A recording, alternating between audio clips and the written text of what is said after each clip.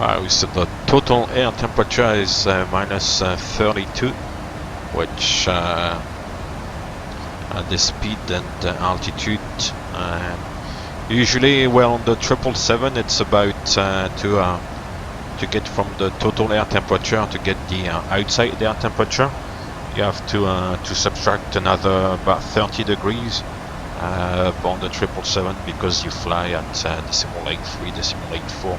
That creates a little bit more heat. So I guess today maybe it's actually minus 64 something. So to find out the outside air temperature, I'll go to the FMC, go on progress page. The moment we've got progress page 1 out of 4. Then if you go to the second page, then we've got the stat here. And actually it's minus 58, so it's not that bad. Yeah, it's slightly below ISA deviation, minus 3, so it's a little bit colder than the international standard atmosphere ISA, which is kind of international benchmark for temperatures and stuff.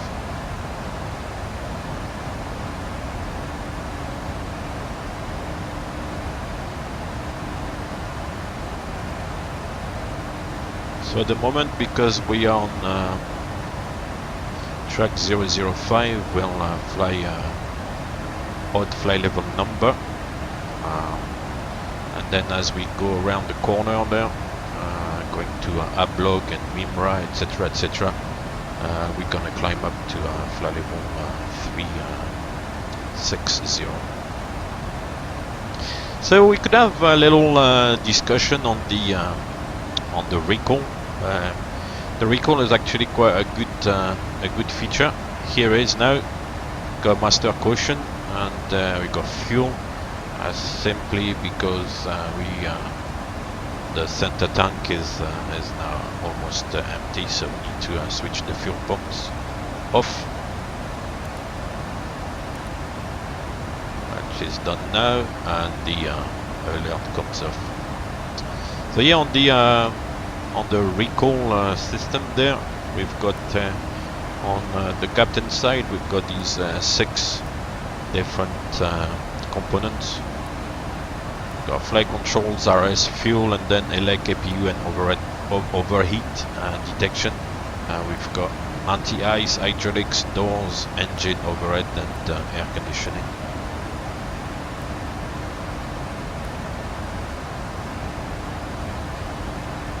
So if we go back to the captain side, we said we had fuel. Fuel is here, RS is further up, flight controls is all this section here. So if there's any problems with flight controls, then it will come up on the captain side. Electrics, I think, was there as well, so that's all the electrical panel.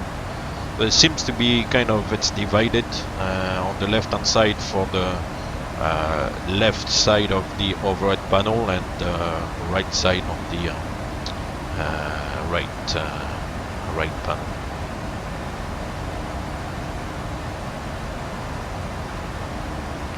What else did we have? So electrics, APU, yeah, APU is down here. So if there's any problem with the APU, we'll get one of those lights coming on. So that's on the left side of the overhead panel, on the captain side. Overhead detection, yeah, it's more like on the radio pedestal, center pedestal there. The RS, yeah, it stays the kind of left side as well of the overhead. And then on the right hand side, anti-ice, hydraulics, and doors. Well, that's the doors, that's the hydraulics, and that's the anti-ice there. And then we would have engine, which is usually like the EEC and reverser status there, up there. And what else do we have? Overhead and air conditioning. So overhead, any of those lights, like the fly recorder, for example, or what else could come on there? I think that's pretty much it actually. This is like a repeat of the gear, so that wouldn't. Oh, and the passenger oxygen mask automatically deploying, I think, will come under the overhead title. Then the air count, which is basically this whole panel there, from the control of the temperature of the cabin, yeah, the packs and all that stuff, and then the pressurization panel here. That's quite a big system as well in itself. So yeah, that's pretty much the way it's organized. On the captain side, you've got these 6 different categories, which are on the left side of the overhead panel, and then on the first officer side, other 6 categories on the right side of the panel, which obviously is logically set up. So you've got traffic there. So he's 370. That's good. And as we turn around the corner, as I said, I'll go up to 3.6. So I can set 3.6. Not going to change anything. We are in the VNAV. And then as we turn around the corner, I'll press altitude intervention. This button here, and we'll climb up.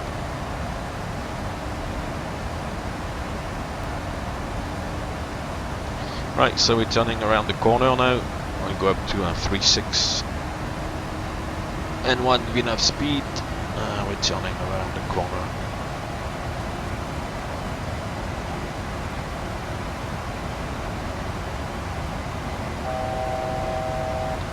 To go already, yeah, that's a short climb.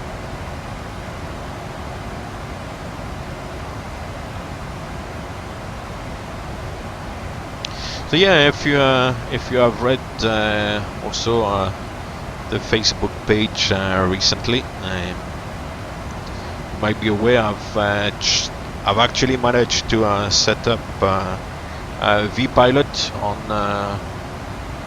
both the simulator computer and remote computer as well. It works quite well because previously you could do it, but basically the voice communications were on the remote computer, and you couldn't really record or stream or even just like have the voice on the main machine with headsets, for example. The sound would come off the remote computer, which in my case, as you might know, is another like little laptop. But now the voice communications come off the simulator PC itself, which is good because I've got the voice communications in the headsets, and everything is going through the main PC, where I can record or stream what's going on as well. So that's very good, and it offers also the flexibility to do other things with vPilot on the remote computer. So that's good. Like for example, broadcasting positions on Unicom and stuff by text.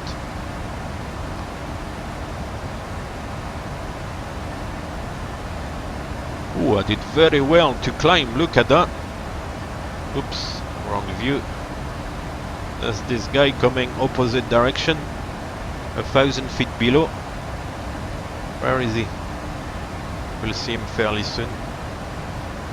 Yeah, here he is. He was at 35,000. Aeroflot 2144.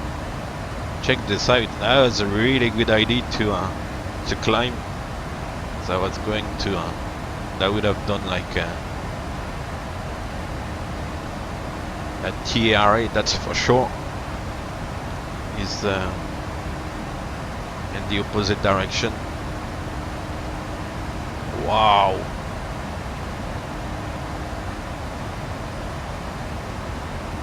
Done.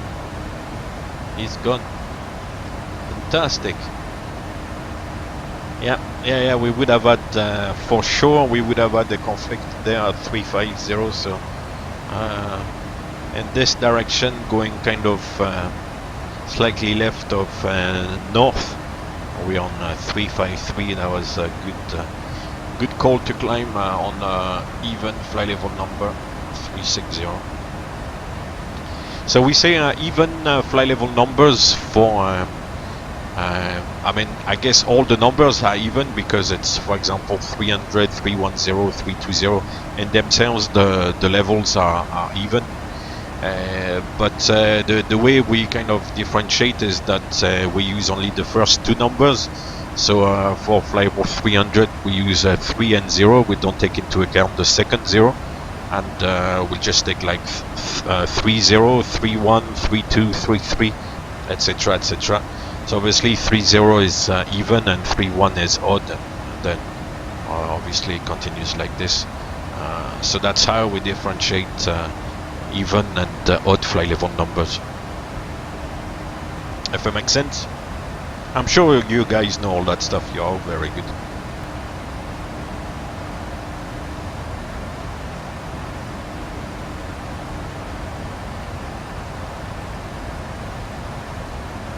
Yeah, to come back to vPilot 2, the only trouble you might get initially if you try to set it up is what I found out is to do with your computer firewalls. Basically, the firewalls need to be set up to allow communication between the two computers. But once you get that sorted out, then it works really nicely. Of course, you need to have to use vPilot. That way, you need to have like a kind of like home network with obviously like a second computer, and the two computers need to be able to talk to each other. Initially, that's why you need to set up. If you don't have that set up, obviously the two are not going to speak to each other. But if you have the home network set up and the two computers do speak to each other, then all you need to do basically is install vPilot on each machine, and then basically configure your firewall to accept communication between the two computers with vPilot. And once it's done, it's working really well. So one thing you might not be aware of is that we are still kind of required, if you fly internationally, to contact Russian air traffic control ahead of entering the Russian FIR, or basically to enter Russian airspace, to seek authorization to enter Russian airspace is still a published procedure. And they tend to kind of be a little bit complacent, so to speak, and they don't really care if you don't call. But it is a published procedure that before entering Russian airspace, you need to call ahead, maybe, I don't know, 10 minutes before you get in, to seek authorization to enter the airspace, which is fairly interesting. If you come from an adjacent airspace with who are in communication with Russian ATC, then they can coordinate that, and usually I guess that's how they do it, and that's why when you enter Russian airspace they're not really bothered. But yeah, it's a published procedure, and it's good to kind of stick to it, I guess. Moscow is quite an interesting place aviation-wise, because the arrivals and departures, there's a lot of, so to speak, like corridors, and for arrival and departures, it's the airspace is quite interesting that way, and it's the airports, well, at least Domodedovo is quite far from the city center. And the city center basically is a no-fly zone, so I guess that's why they had to build the airports quite far out. because they can't have even like IFR traffic. They can't have IFR traffic over the city. So yeah, it's quite interesting that way. It's quite sectioned in a way.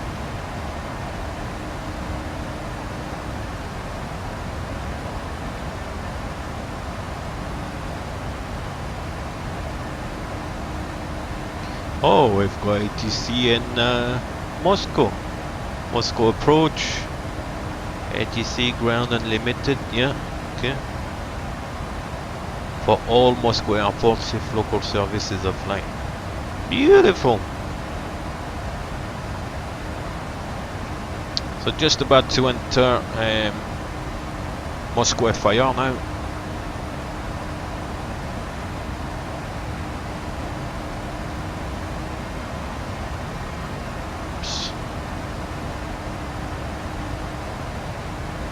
So I'm hoping for runway 14 right in Moscow. We'll see if ATC will be willing to give me that one.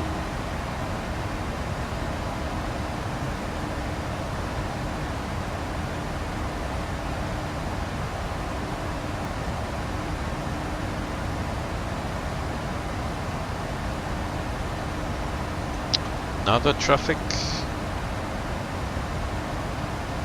So usually on this I can see the traffic once it's within 10 miles. So at night you can see traffic with the lights, but during the day you can't really see the traffic very well, and you only see the label within 10 miles. At least that seems to be my sort of settings.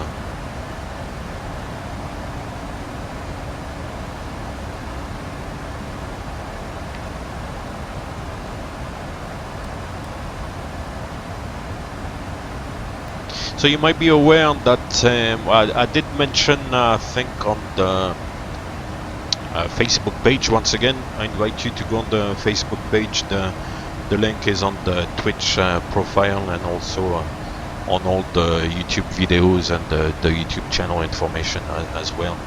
I managed to get FS2 crew for the 777. So from now on, whenever I stream flights on the 777, I'll kind of alternate between multi-crew experience and FS2 crew. FS2 crew is quite nice. It's just a little bit more rigid and a little bit more systematic, but does things that multi-crew experience doesn't do.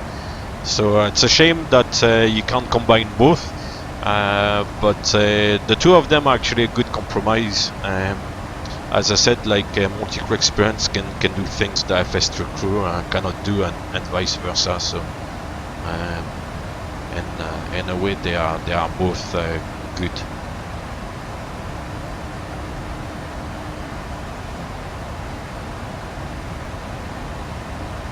Another traffic. So this one might be on the airway, which if it is on the airway, then it will be nice. Yeah, he seems to be going towards Butry, so we might see him. Let's have a look outside. He's 1,000 feet above, correct? Yeah, +9. Well, let's have a look. We should see him fairly soon.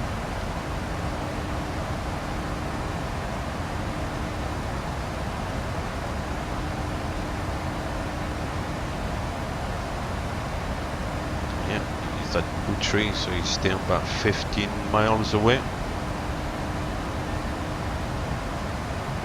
According to the EFB, is it gonna turn?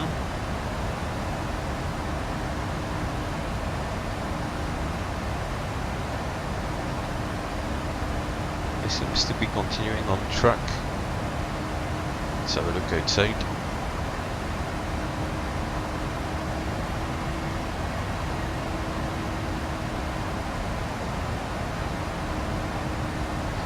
Yeah, so he's not coming in our direction, he's kind of diverging. Oh, here is 9 miles. UDN 855.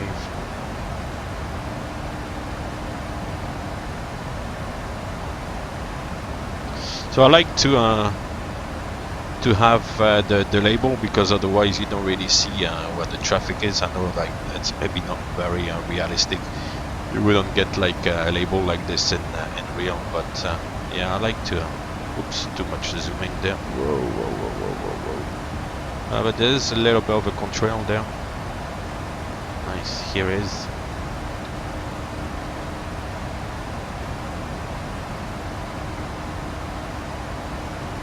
Yeah, it's a little bit fidgety, of course, online there. Nice. Yeah, so he's going in the kind of diverging direction there. Whoops. Cool. It's nice to see a little bit of traffic from time to time. We are turning.